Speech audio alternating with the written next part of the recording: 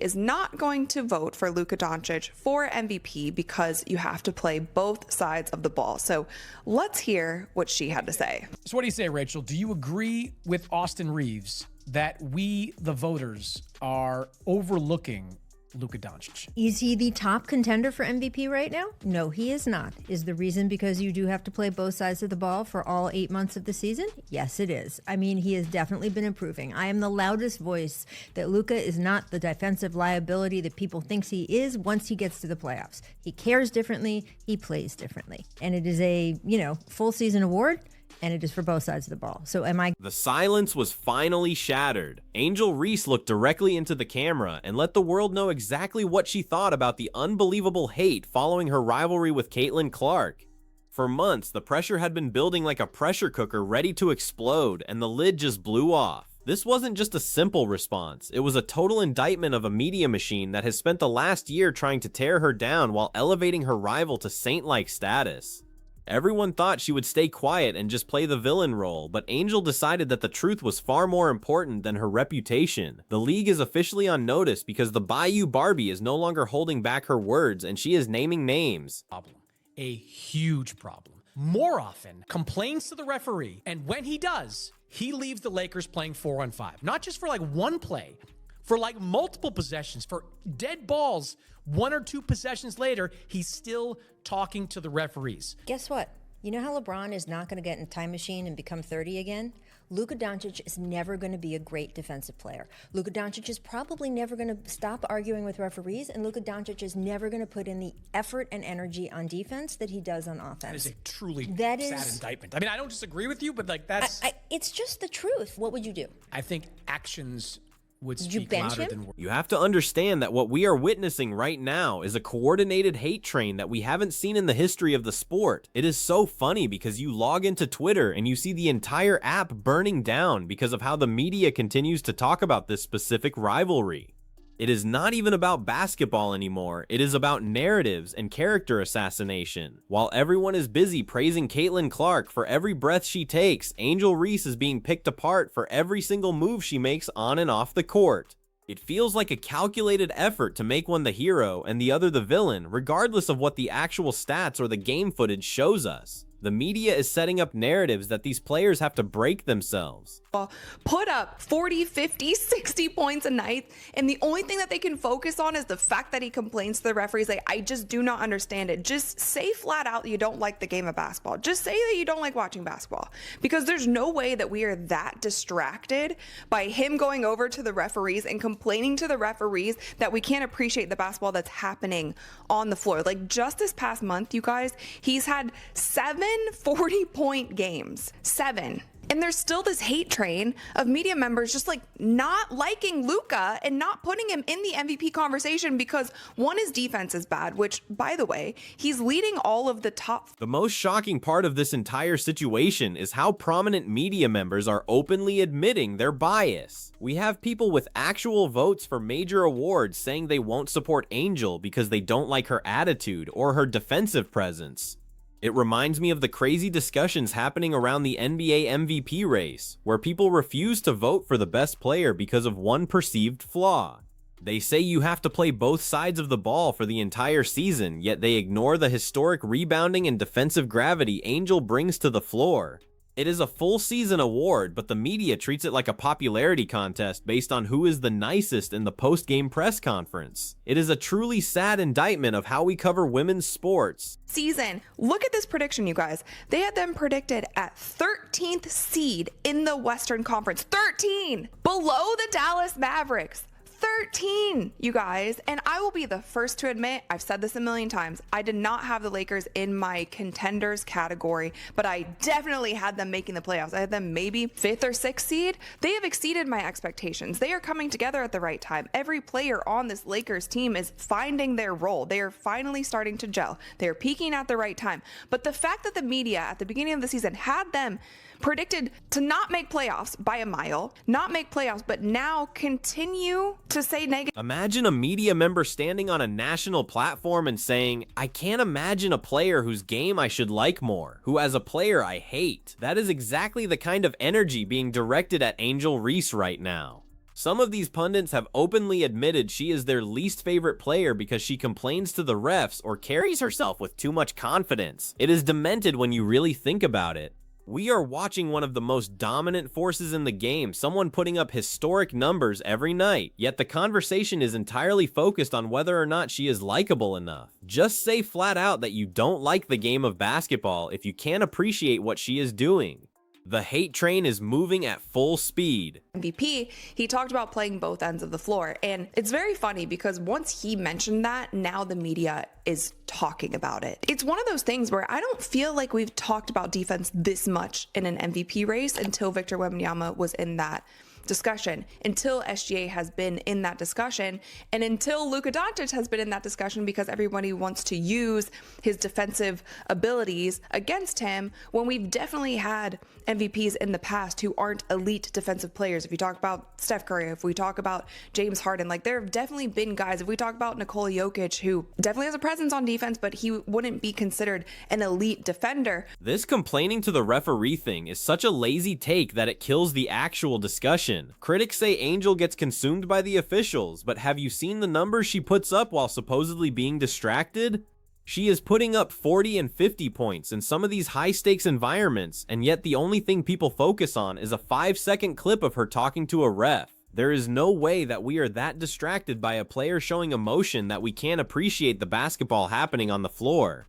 It's like people are looking for the one thing they can point out to say, this is the reason I can't vote for her. It is a coordinated effort to ignore greatness in favor of a comfortable, pre-written narrative that fits their agenda. 4 of these players are up against media narratives that they did not ask to be created. So with Luka, obviously he has complains too much to the referees and is fat and overweight and doesn't play defense. And then for SGA, he's an unethical basketball player who foul baits too much. And then if we're talking about Wemby, he's only in the MVP race because he did a campaign for himself. And if we talk about Nikola Jokic, he's somebody who's lazy on defense and doesn't even care about basketball. He would rather be with his horses. All of these narratives, you guys, have been created by the same media who was voting on the MVP award. And I just don't think that I've ever seen something get. The media is setting up these narratives for elite players that they shouldn't have to break. It affects their legacies, and it even affects their pockets when it comes to being eligible for major contracts.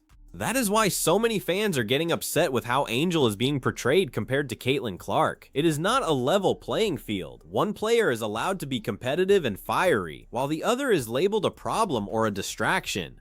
We saw this same thing with the NBA media and their predictions for certain teams. They predicted some of the best squads to fail miserably, and when those players exceeded expectations, the media just doubled down on the negativity, instead of admitting they were wrong from the start. On the offensive end of the floor, just this week, he recorded the fastest double-double of all time. It only took him 8 minutes to put up a double-double, and he has more 40-point games as a Spur than Tim Duncan, Manu Ginobili, Tony Parker, and Kawhi Leonard. And Victor Wembanyama is only 22 years old. This is only his 3rd season in the NBA. And I do just want to put out a warning for basketball fans, for basketball media. Victor Wembanyama is the worst that we are ever going to see him. He is only going to get better. His impact on the floor that you are seeing now is only going to improve. So the fact that he carries so much gravity, one of the biggest narratives being pushed right now is that Angel plays what some media members call unethical basketball. They claim she foul baits, or that she is just stat padding her double-doubles, which is a ridiculous way to describe elite physical play. It is the same lazy take we see when people say a player only gets points from free throws. They ignore the physicality and the tone setting that she brings to every single possession. When she sets the tone early by being physical, the refs aren't going to foul her out in the first quarter, so she uses that to her advantage. It is not unethical. It is just high-level strategy that her critics are too distracted to actually understand or appreciate because they are blinded by the hate. There's going to be a stretch, like I'm predicting it now, there's going to be a stretch of at least 2 to 3 to 4 years where Victor Wembanyama is MVP for multiple years in a row, because as he continues to improve, as he continues to get stronger, his height, his impact, the way that he affects the game is not going to change. The only thing that's going to improve is his skill level, and that's a scary thought. So you guys, whether Wemby wins it this year, I do think he's going to win Defensive Player of the Year. The NBA is definitely in for a rude awakening if he continues on this trajectory and is able to stay healthy. Now, SGA recently was asked if he would make his MVP case, because obviously Victor did. Look at the statistics of all of this, because that obviously plays a huge part in the truth. Angel is playing massive minutes and leading the pack in points and rebounds, yet the media wants to talk about her shooting percentage or her defensive lapses. It is funny how they never apply those same standards to her rivals. We have players who are considered elite defenders, but wouldn't be considered elite by any metric if you actually watch the games. Angel carries an offensive load that her team desperately needs, and the way she picks and chooses her spots on defense is not actually detrimental when you see the winning results. To say she doesn't play the game the right way is just factually untrue, and honestly quite insulting to her IQ. We need to put out a warning for the fans and the media right now, because this version of Angel Reese is the worst we are ever going to see her. She is only 22 years old and only a few seasons into her elite career. She is only going to get better, stronger, and more refined. If she doesn't win the awards this year, there is going to be a stretch of 3 or 4 years where she dominates the MVP conversation for years in a row. Her impact on the floor, the way teams have to change their entire offense and change their minds about shooting when she is near, is only going to improve. The basketball world is in for a rude awakening if she continues on this trajectory and is able to stay healthy through the storm. The media keeps running these player face-off segments where they ask if other players are better than Angel, and the selections are baffling. They will pick players who haven't even made a splash in the league over a proven champion just to maintain the hate train. It is so very evident what they are doing. They are trying to gaslight the fans into believing that her impact isn't real. One person responded saying the NBA media is completely cooked because of these takes, and it is the same in the women's game. When you start picking mid-tier players over a generational talent like Angel, you have lost all credibility. It is a calculated move to keep her out of the top-tier conversation, but the fans see right through it. Angel recently addressed the idea of making an MVP case for herself, much like we saw with the big men in the NBA. She basically said she lets her game do the talking, but that hasn't stopped the media from inventing stories. The biggest argument against her has been about consistency, yet she is the one showing up every single night while others have massive slumps. Now people are wondering if the referees are going to start calling the game differently just to slow her down. We have seen her get called for offensive fouls that really haven't been called all season, which makes you wonder if the league is reacting to the media pressure. It is interesting to see how the tone of the officiating changes when a player becomes the villain. The fact that some media members say they would bench a player of her caliber for talking back to the refs is insane. Do you know what would happen if you benched Angel Reese? You wouldn't be winning games. The fact that it irks some of these pundits so much that they would sacrifice a win just to satisfy their ego is crazy to me. It makes no sense. You have a player putting up 40 points and double-digit rebounds, and you want to talk about her facial expressions? Please make it make sense. It's like they can't handle a woman who knows her value and isn't afraid to voice it. They want her to be quiet and grateful, but that is just not who she is, and that is why the hate is so unbelievable. There is a clear double standard when it comes to the Caitlin Clark rivalry. If Caitlin pushes off or gets physical, it is called competitive fire. If Angel does the exact same thing, it is called a push-off or dirty play. We saw a play recently where a forearm was extended to create space, and the media lost their minds calling it a foul. Yet, we see other players do it every single possession without a word being said. It will be interesting to see if this kind of officiating carries on into the playoffs because it could decide the championship. Angel has figured out a skill set to get calls and play within the parameters of the game, but the media wants to change the rules just for her. The most interesting part of this is how the media predicted Angel and her team would do this season. They had them ranked so low, thinking they wouldn't even be contenders. Now that they are peaking at the right time and every player is finding their role, the media is confused. They exceeded all expectations, yet the narrative hasn't shifted to praise. Instead, it has shifted to finding new reasons to criticize. It is a perfect example of how the media sets a narrative and refuses to let go of it, even when the facts on the ground change. They would rather be wrong and loud than right and quiet. Angel is finally calling out that hypocrisy, and it is about time someone did. We have to talk about the mental toll this takes on a player. To be labeled the least favorite player in the league for no basketball reason is a heavy burden. Angel has been dealing with this since college, and it has only intensified as the lights got brighter. She is being asked to be a role model, a champion, and a villain all at the same time. The silence she broke wasn't just about basketball. It was about her humanity. She is tired of being the punching bag for a media that needs a villain to sell tickets.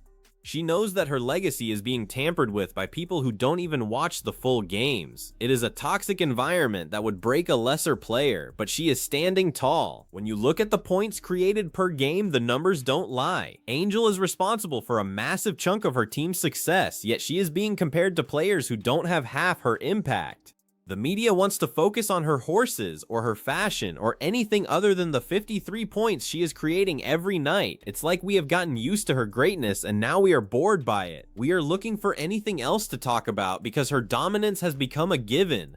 That is the ultimate sign of a legendary player, but in her case, it is being used against her. They are bored of her winning, so they are rooting for her downfall just to have a new story to write. There are only a few games left in the season, and the race for the top spot is closer than ever. This is the perfect time for the media to actually watch the games instead of relying on Twitter clips. We have matchups coming up where it will be candidate versus candidate, head to head. That is where the truth will be revealed. Will the media actually look at who wins those matchups, or have they already set their ballots in stone? Angel is pleading with them to just let the season finish out before making these sweeping declarations. Don't say someone isn't getting your vote when there is still so much basketball left to be played. Let the athletes decide it on the floor. The coordinated hate train against Angel Reese is unfortunately still alive and well, but she is no longer a victim of it. She is an active participant in the conversation now. By breaking her silence, she has taken the power back from the pundits. She is showing that you can be a dominant force and still have a voice. The NBA had to learn this lesson with their superstars, and now the WNBA is going through the same growing pains. The fans are divided, but the numbers are clear. Whether you like her or not, you cannot deny the impact she has on the game. The league is better when she is playing, and it is even better when she is speaking her mind. I wish the discussion around this rivalry was a little more constructive and a little more about the actual basketball, instead of focusing on the hate. Why don't we talk about the gravity Angel carries on the floor? Why don't we talk about how she forces teams into double teams, or how she drops back into a zone and completely shuts down the paint? That is the kind of stuff that wins championships, but it doesn't get the clicks that a controversy does. The media is choosing the easy path of outrage instead of the hard work of analysis. Angel is calling them out for their laziness, and honestly, she is 100% right to do so. As we move toward the end of the year, the momentum is shifting. Angel's team is on an absolute heater, and they are peaking at the perfect time. This is the worst nightmare for the media members who predicted their downfall. They are finding their gel, their roles are solidified, and they are coming together as a unit. The fact that the media continues to say negative things while they are winning at a historic clip is just proof of the bias. You can't argue with wins, but you can certainly try to ignore them. Angel isn't letting them ignore it anymore. She is putting her stats and her record front and center for everyone to see. The biggest problem with all of this is that the media is setting up narratives that the players shouldn't have to carry. We should be celebrating the fact that we have two generational talents like Angel and Caitlin Clark pushing each other to new heights. Instead, we are looking for ways to tear one down to lift the other up. It doesn't have to be zero-sum. Both can be great, and both can be celebrated for different reasons. But the media thrives on conflict, and they have used Angel as the foil for their Golden Girl narrative for far too long. The silence is broken, and the narrative is finally being challenged by the person it affects the most. In the end, legacy is what matters most. Angel Reese is playing for more than just a trophy. She is playing for her place in history. She knows that the media votes affect how she will be remembered 20 years from now. That is why she is fighting so hard for respect today. She is not going to let a calculated hate train derail everything she has worked for since she was a kid. She is going to keep putting up double-doubles. She is going to keep winning games, and she is going to keep speaking her truth until the world has no choice but to listen. The Bayou Barbie is here to stay, and she is just getting started. So, as we look at the final stretch of the season, I have one request for the media. Please watch the games. Don't rely on what you think you know about a player's character. Look at the impact, look at the wins, and look at the sheer dominance being displayed on the court every single night. Angel Reese has given us one of the most incredible seasons in history, and she has done it while facing a level of scrutiny that would break most people. She deserves more than just a vote. She deserves the respect that comes with being a true game changer. The silence is over, the truth is out, and the future of the game has never looked brighter or more competitive.